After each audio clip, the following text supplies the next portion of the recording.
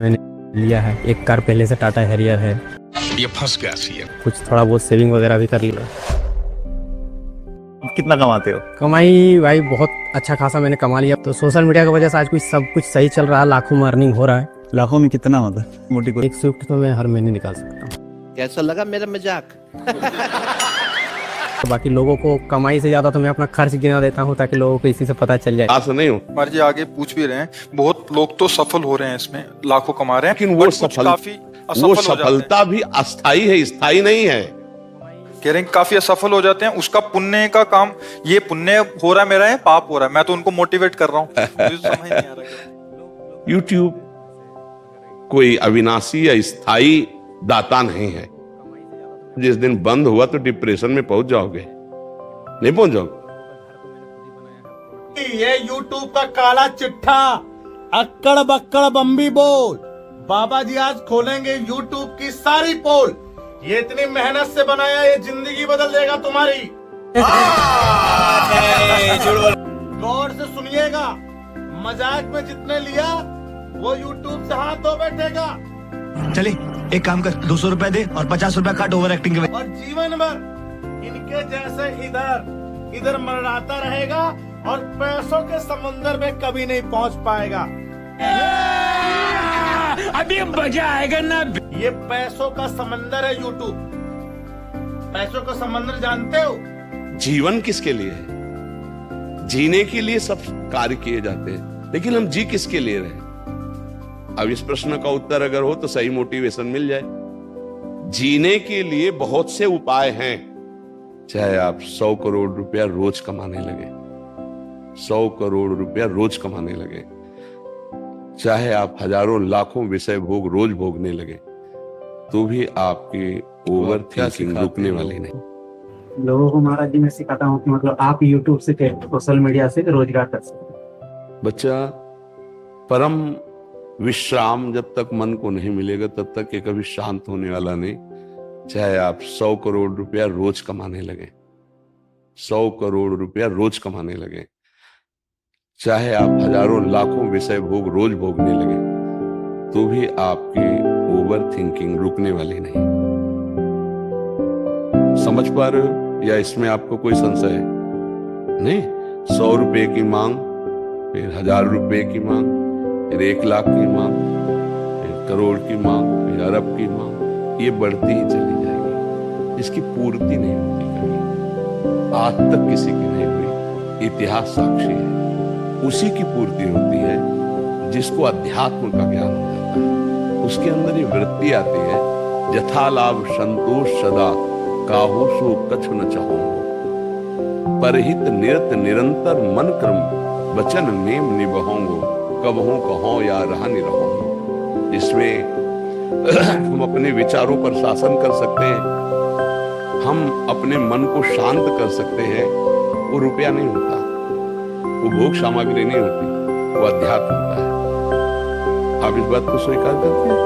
जैसे आपका मन कह रहा है कि ये शरीर भोगने को मिल जाए, उस शरीर को कोई भोग रहा है या आपको ही मिल जाए, तो कुछ दिनों बाद आपका मन किसी और शरीर को भोगने की मांग करेगा, फिर किसी दिन और, फिर और ओवर ये सोच बढ़ती ही चली जाएगी। कभी रुकने जाएगी, कभी रुकने वाली नहीं। ये रुकेगी तो एकमात्र श्री भगवान का आश्रय लेकर अध्यात्म ज्ञान नाम जप की। नाम जप नहीं हो रहा तो चाहे जितना धन कमा ले, चाहे जितनी भोग सामग्री, महाराज ययाति जिनके वंश में भगवान श्री कृष्णचंद्र जी का अवतार हुआ, उनके बड़े पुत्र का नाम यदु था, इसीलिए भगवान को यदुवंशी कहा गया। उन्होंने अपने जीवन का परम पावन समय भोग में लगाया। भागवत में उनका चरित्र है, महाभारत में चरित्र है। उनको पत्नी रूप में जो मिली वो बहुत परम पवित्र, अप्सराओं को भी मोहित करने वाली परम सुंदरी देवयानी जी भगवान शुक्राचार्य जी की पुत्री थी। वो संयोग बना ऐसा कि उनको वो प्राप्त हुई और बहुत ही गंभीर और सुंदर दासी रूप में उन्होंने वृषपर्वा की पुत्री शर्मिष्ठा को स्वीकार किया।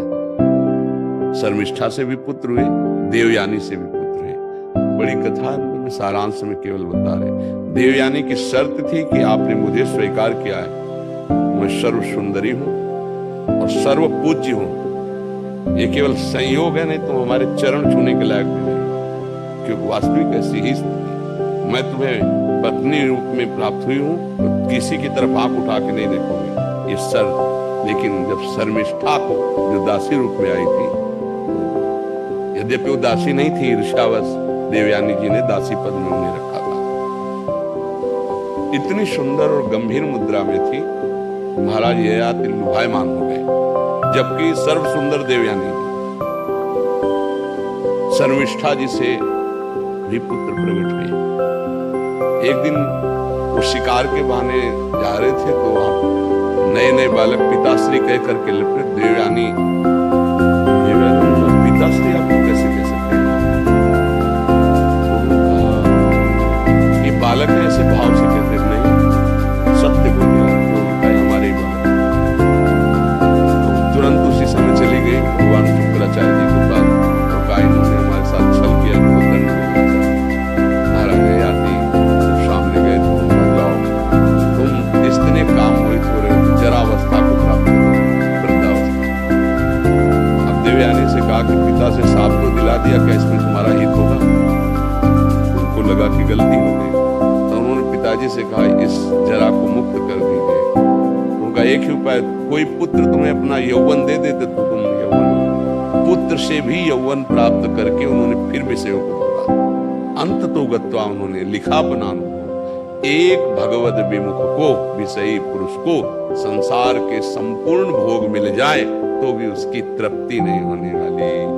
ओवर थिंकिंग पर ब्रेक लग सकती है, तो भगवान का आश्रय और भजन से दूसरा कोई उपाय नहीं। चाहे कुछ भी मिल जाए, वो सोचता ही रहेगा, क्योंकि मन को विश्राम देने की एकमात्र क्षमता श्री भगवान में है, भजन में है। तब लगी कुशल न जीव को, सपने हो मन विश्राम, जब लगी भजत न राम को, शोक धाम तजिका। भगवान का आश्रय, सत्य शास्त्रों का स्वाध्याय, संत महापुरुषों का सत्संग, उसका जब मनन हम करेंगे तो हम जैसी भी स्थिति में उसमें प्रसन्न होना सीख जाएंगे। यही समस्त कामनाओं को नष्ट कर देगी स्थिति। बिन संतोष न काम न साही, अछत काम सुख सपने उनाए। यदि संतोष धन नहीं आया तो कामनाओं की बढ़ोतरी उसको जलाती रहेगी, उसको मिटा देगी, नष्ट कर देगी। तो ओवर थिंकिंग से बचने के लिए भगवान का आश्रय, सत्संग और नाम जप, ये तीन बातें यदि जीवन में आ जाए तो बहुत आनंद आ जाएगा, मन प्रसन्न रहेगा, विश्राम को प्राप्त हो जाएगा। अगर अध्यात्म से नहीं जुड़ा है तो हमें एक उदाहरण बता दो कोई, जो अभी तुम्हें वर्तमान में दिखाई दे रहा हो, लेकिन बाहरी बात को लेकर नहीं। तुम बाहरी बात को लेकर, हम यहाँ आंतरिक बात को लेकर, जैसे तुम प्रश्न करते हो, ऐसे आंतरिक स्थितियां यहाँ सबकी आती हैं। बड़े बड़े धनी मानी पदाधिकारी सब, उनसे संभाषण होता है तो हमें सब पता चल जाता है। विश्राम उसी को देखा जो भगवान का जितना आश्रय लिए बोले तुम्हारी दृष्टि में कौन? जो अध्यात्म की निंदा करते हैं, भगवत मार्ग की निंदा करते हैं, उनको पूरे जीवन में परिणाम दिखाई देगा। वो ऐसी जगह खड़े मिलेंगे जहाँ कुछ नहीं प्राप्त किया था, सब कुछ होने पर भी बहुत ही घोर अशांति में जीवन। जब आपके मन की ओवर सोच, अब ये मिल जाए, ये मिल जाए, ये भोग लूं, ये भोग लूं, और जब उस पर बाधा पड़ेगी तो अब उसको संभाल पाने की योग्यता आप में नहीं रहेगी, क्योंकि अध्यात्म नहीं है। अध्यात्म सबसे पहला पावर प्रकट करता है सहनशीलता, तितिक्षा, जिसे संस्कृत शास्त्रीय भाषा में कहते हैं, और उसका सरल अर्थ है हर परिस्थिति को सहना। ये केवल अध्यात्म में आएगा। सम्मान मिलता है, मेडल मिलता है तो सब फूल जाते हैं, लेकिन जब अपमान और हार होती तो अच्छे अच्छे को रोते देखा गया है। ये क्या है? एक पक्ष को, सम्मान को, जीत को, लाभ को, सुख को तो तुमने अपना माना उसे, और जब दुख आया, अपमान आया, हार आई, तब तब वैसे मुस्कुराते तो तुम्हें पता चलता कि उत्साह संपन्न करना किसे कहते हैं। और वो केवल अध्यात्म से हो सकता, प्रकृति से नहीं हो सकता। इसीलिए अध्यात्म के बिना सही मोटिवेशन स्थायी नहीं हो सकता। सही उत्साह अध्यात्म से मिलता है, जो अपनी इंद्रियों को काबू में करके फिर चले, चाहे गृहस्थ हो चाहे विरक्त हो। इंद्रियां काबू में है, मन तुम्हारे अधीन है, तो विश्व में तुम हर समय विजयी रहोगे। कोई भी द्वंद्व तुम्हें, हार जीत, सुख दुख, लाभ हानि, ये परास्त नहीं कर पाएगा। देखो भगवान श्री कृष्ण जैसा कोई मोटिवेशन करने वाला होगा क्या? वो कह रहे हैं सुख दुखे समय कृत्वा लाभा लाभो जया जयो। ऐ कर्मयोगी, सुख दुख में समान, लाभ हानि में समान, जय पराजय में समान। अगर इनका मोटिवेशन स्वीकार कर ले तो सदैव प्रसन्न रहेगा। ये है जगत गुरु भगवान श्री कृष्ण बोल रहे हैं। मात्रा स्पर्शास्तु कौन्तेय शीतोष्ण सुख दुखदा आगमा पायनो नित्य नास्ति इच्छस्व भारत। ये अनित्य है, नाशवान है, काम मान अपमान, इनके आने जाने में तो तुम दुखी सुखी मत हो। सम धारण कर, समता को धारण कर, व्यथित मत हो। जो नहीं व्यथित होता वही परम पद का अधिकारी होता है। यम ही न व्यथ्यन्ते ते पुरुषम पुरुषर्षभ सम दुखा सुखाधीरम सोमृतत्वाय कल्पते। बिना अध्यात्म के बच्चा ना तो ओवर थिंकिंग को रोका जा सकता है, और ना हम शांत हो सकते हैं, ना हम प्रसन्न हो सकते हैं। हाँ, हर्षित हो सकते हैं तो परिणाम में शोकित होना पड़ेगा। आज हमारे मन के अनुकूल कार्य हो गया तो हर्षित हो गए, कल शोकित होना पड़ेगा। हमें लगता है ये 3 बातें जीवन में उतारनी चाहिए। पहला, भगवान का आश्रय, दूसरा भगवान का नाम जप, और ये दोनों पुष्ट कैसे हो? ये संत समागम। अगर सत्संग करते रहे तो बात समझ में आ जाएगी, नहीं तो फिर गड़बड़ रहेगा। जैसे समाज में किसी भी मार्ग का उपदेशक बने तो बहुत मजबूत होना चाहिए। जैसे डूबने वाले को निकालने के लिए तुम कूद रहे हो तो तुम्हें अच्छा तैराक और अपने से भारी वजन को लेकर तैरने का अभ्यास होना चाहिए।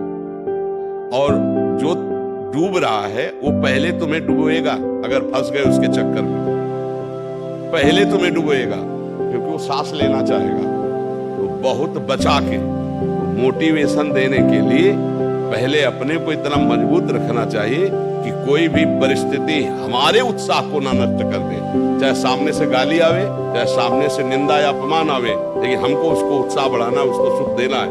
इतनी क्षमता केवल अध्यात्म में होती है, प्रकृति की पढ़ाई में नहीं होती। महर्षि इन्होंने ये जो लिख रहे हैं कि ये मोटिवेशन देते हैं कि YouTube में आप आओ और इससे आपको अच्छे पैसे मिलेंगे, ये वाला मोटिवेशन देते हैं। आप चैनल बनाओ और ऐसा ऐसा काम करो, उसमें कोई दिक्कत आती है तो वो बताते हैं। हमें कोई परेशानी नहीं, जीवन यापन के लिए कुछ भी किया जा, जो भी जैसा भी है, पापाचरण छोड़ करके जैसा भी हो, जो भी कार्य मिले, चाहे किसानी हो, व्यापार हो, नौकरी हो, जीवन यापन के लिए है। लेकिन जीवन किसके लिए? जीने के लिए सब कार्य किए जाते हैं, लेकिन हम जी किसके लिए? अब इस प्रश्न का उत्तर अगर हो तो सही मोटिवेशन मिल जाए। जीने के लिए बहुत से उपाय हैं। नौकरी कर रहे, व्यापार कर रहे, विविध प्रकार के कर रहे हैं, क्योंकि उससे पैसा मिलेगा, पैसे से भोग सामग्री मिलेगी, भोग सामग्री से जीवन चलेगा। तो जी किसके लिए रहे? इसका उत्तर समझ लो तो सही मोटिवेशन आ जाएगा, सही उत्साह आ जाएगा। हम जी रहे हैं भगवान की प्राप्ति के लिए। अगर मानव जीवन में भगवान की प्राप्ति नहीं हुई तो पैसा कमा रहे हैं भोगों के लिए, भोग भोग रहे हैं जीने के लिए, और जी रहे हैं भोग भोगने के लिए। फिर इसके बाद मृत्यु, फिर यही सब लीलाएं पशु पक्षी भी कर रहे हैं। बार बार जन्म, बार बार मरण, बार बार माँ के गर्भ में जाना। आज इस बार तो मानुषिक माँ मिली है, अगली बार कौन सी माँ मिले?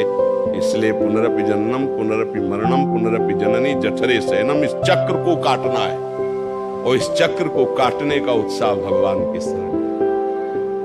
YouTube कोई अविनाशी या स्थायी दाता नहीं है। जिस दिन बंद हुआ तो डिप्रेशन में पहुंच जाओगे, नहीं पहुंच जाओ तो सही मोटिवेशन नहीं हुआ।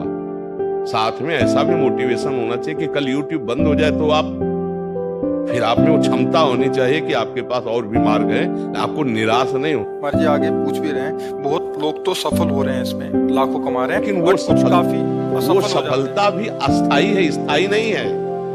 कह रहे हैं काफी असफल हो जाते हैं, उसका पुण्य का काम, ये पुण्य हो रहा है मेरा है, पाप हो रहा है, मैं तो उनको मोटिवेट कर रहा हूँ।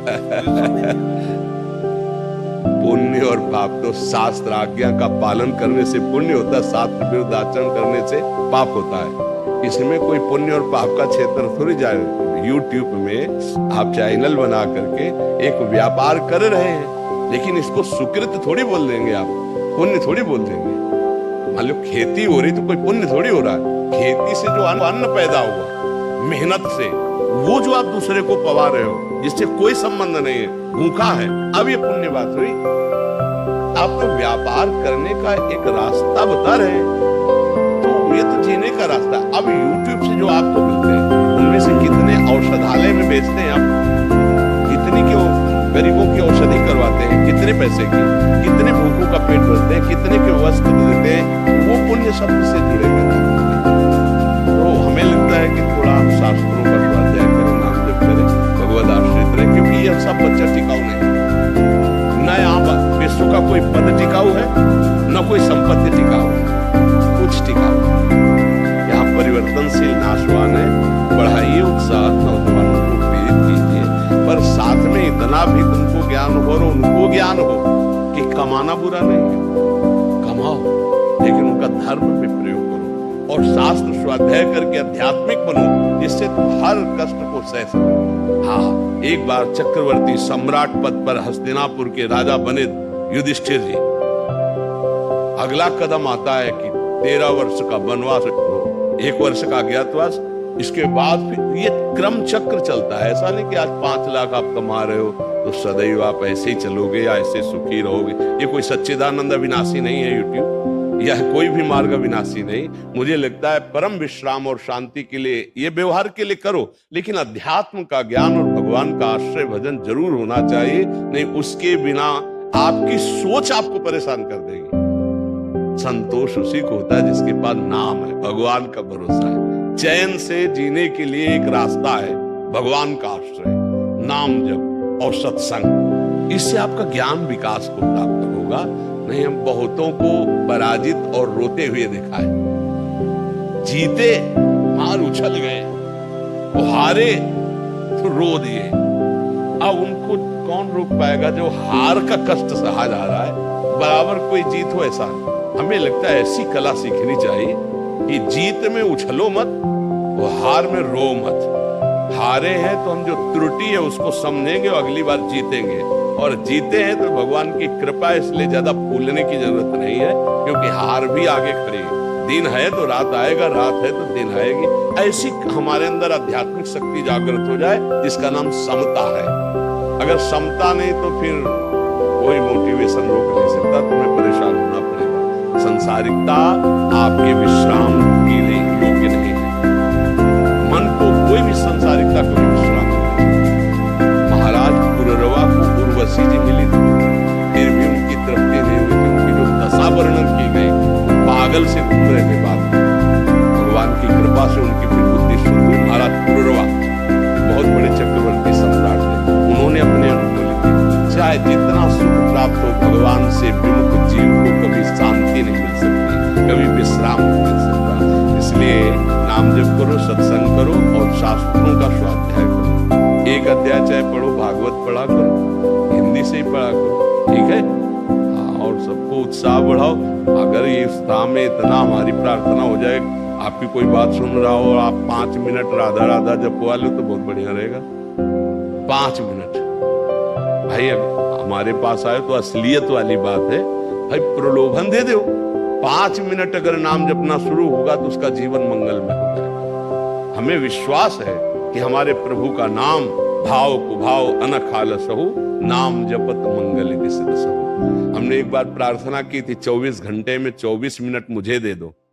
मुझे देने का मतलब मेरी बात मान लो। 24 मिनट अगर तुम भगवान की आराधना करोगे तो 84 लाख योनियों से मुक्त होने की सामर्थ्य तुम में आ जाएगी। जैसे लोग मनोरंजन के लिए समय देते हैं तो 24 मिनट बाबा जी को समय दे दो। हमको रुपया पैसा ये मांग तो नहीं है, यही मांग है कि गंदे आचरण छोड़ो, 24 मिनट भजन करने लगो। हमारे भगवान बड़े कृपाल हैं। 24 मिनट शुरू करोगे तो 24 घंटा में ना जाना, तुम्हें बताना ऐसा स्वाद लगेगा कि 24 घंटा बज, और जिसका भजन होने लगा वो मुक्त हो गया। भजन करने वाला ही भव समुद्र से मुक्त हो सकता है, दूसरा कोई उपाय नहीं। तो एक दिन जाना है यहाँ से, 5 अरब बैंक में है तो 5 पैसा लेके नहीं जाना है। बड़े दोस्त हैं तो कोई सहयोग ले करेगा, यमदूतों की पिटाई से आपको बचा ले, इतना कोई अंगरक्षक पैदा नहीं हुआ।